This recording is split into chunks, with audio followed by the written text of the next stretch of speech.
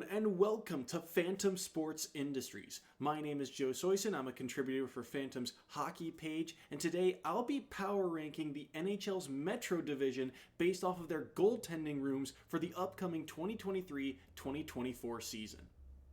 Starting off at number 8, the Columbus Blue Jackets. It's a mostly unproven locker room for the team out of Ohio. Elvis Merzlikins and Daniil Tarasov are the main duo here. Jet Greaves did also play one game last year. Merzlikins is 29 years old, entering his 5th season in the NHL, and he's played in 150 regular season games. His numbers are down since the year in the bubble, but the roster has changed a lot over those years and gotten a lot younger overall. Daniil Tarasov is 24 years old, and he's only played in 21 games, 17 of them being last year. Merzlikins and Tarasov, they've both been battling injuries recently. The numbers for both of these goalies were down last year, but after seeing what Merzlikins did in his rookie year and seeing how big and young Tarasov is, there's a remains to be seen factor for this group. The problem last year was that Columbus allowed the second most shots against in the league last year. Most in their conference and in division. The good news is that Columbus did add defensemen Ian Provorov and Damon Severson back in June.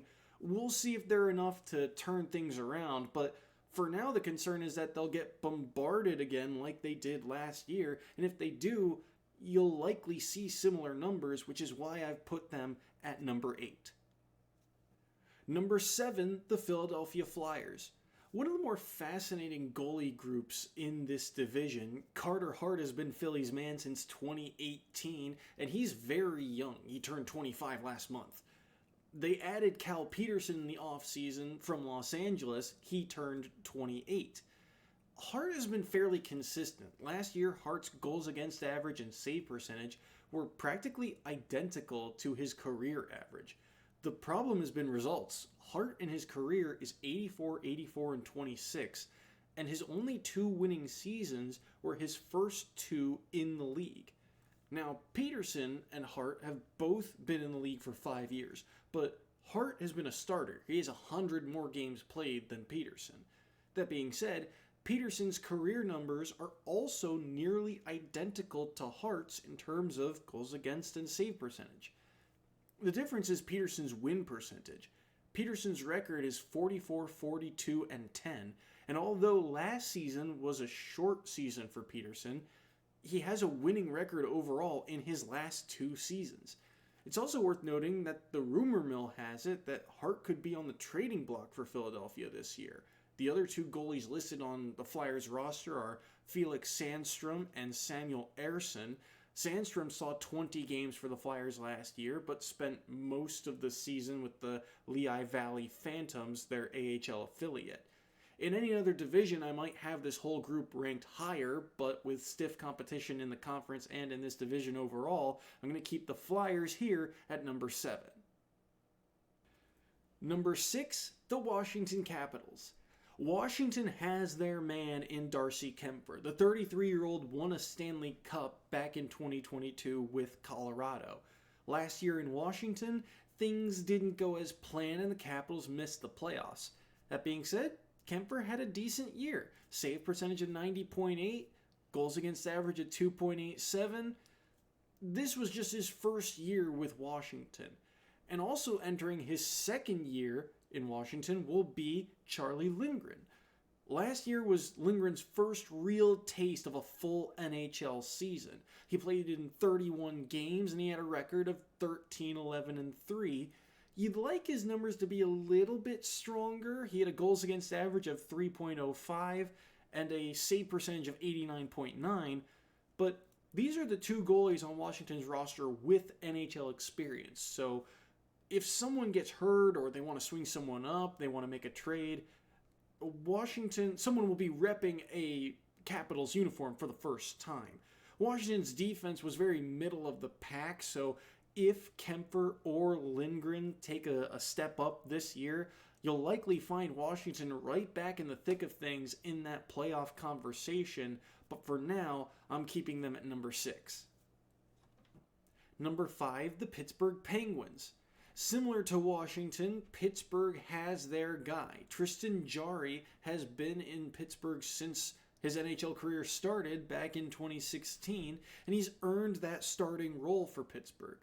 His numbers as a Penguin look good too. 117, 60, and 20 overall record, save percentage of 91.4, goals against average of 2.65. Last year his numbers were a little subpar, but he went 24, 13, and 7. So Jarry wins a lot of games and earns a lot of points. But I highly value depth at goaltender, and the Pens made the big signing of Alex Nedeljkovic this offseason. His numbers were down in Detroit the past 2 years, but we saw what he could do with a solid defense in Carolina. You look at the Penguins' defense, they were 8th in total shots against last year, but it looks to improve with Erik Karlsson and Ryan Graves joining the lineup. Playoff numbers are a concern at goaltender, but we'll cross that bridge when we get there. For now, Pittsburgh's got solid depth at goaltender, paired with an improved defense. I'd pick them at number 5 in the Metro. And number 4, the New Jersey Devils. One of the bigger wild cards when it comes to this division, Vitek Vanacek has been in the league for only 3 seasons, but he is very well liked. 2 years in Washington, was drafted by the Kraken in the expansion draft, played last year for the New Jersey Devils. He's been a starter since he stepped into the league, but he has handled the pressure really well. The one thing Vanacek hasn't really done yet is win a playoff series. He's 2-4 with a goals against average of just over 4.5 and a save percentage of 83.4%. But that's where Akira Schmid comes in. He played great in the series against the Rangers. He's only played in 24 games in his career, 18 of which were last year. And by the way, he's only 23 years old. His goals against average dropped dramatically from year 1 to year 2. And in the playoffs, his numbers continued to look great. Save percentage of 92.1, goals against average of 2.35. New Jersey's defense was good. It allowed the 5th least shots in the league. They popped as a team overall last year. We'll see how they do this season with a couple of roster moves thrown into the mix, and there's a little bit more film on them now. But overall, the sky's the limit for this young goaltender group. I'm going to take them at number 4. At number 3, the New York Islanders. Consistency and depth are highly valued at goaltender, and it describes the goaltending duo for the Islanders pretty well. Old veteran goaltender Semyon Varlamov continues to put up good numbers. He's entering his 16th season, and he's 35 years old now, but since he joined the Islanders, his numbers have looked really good. He's got an overall record of 59, 51, and 14 through 4 years, plus a save percentage of 91.7 and a goals against average of just over 2.5, 2.54. That means the Islanders are going to feel like they're in every game when he's in net. And Ilya Sorokin has learned a lot from Varlamov. Past 2 years, Sorokin has gotten more of the starting nod, and his numbers look great. Save percentage of 92.4, goals against average of 2.34. They've got some prospects in Bridgeport and in the CHL, but barring injuries, Sorokin and Varlamov are the two that you will see all year long. Now, the goal for the Islanders is to make that push for the Stanley Cup, but last year, these two were a massive factor for getting the Islanders to the playoffs in the first place. In the Eastern Conference, among the 16 teams that made the playoffs, the Islanders had the least amount of goals for, which means that the goaltending unit had to really step up to make sure that they were able to get that push into the top 16. It's a very high ceiling for the Islanders and this duo in particular, which is why I've got them at number 3. Number 2, the New York Rangers.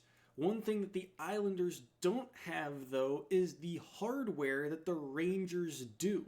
Igor Shesterkin won the Vezina Trophy in 2022. Past 2 years as a starter, he's got a 73 win record in 111 games. Behind him, it's a very experienced goalie group. They added Jonathan Quick, 3-time Stanley Cup champion, to the lineup. He's in his 16th year. They even have Louis Domingue as a third. He's been around the NHL for 8 years.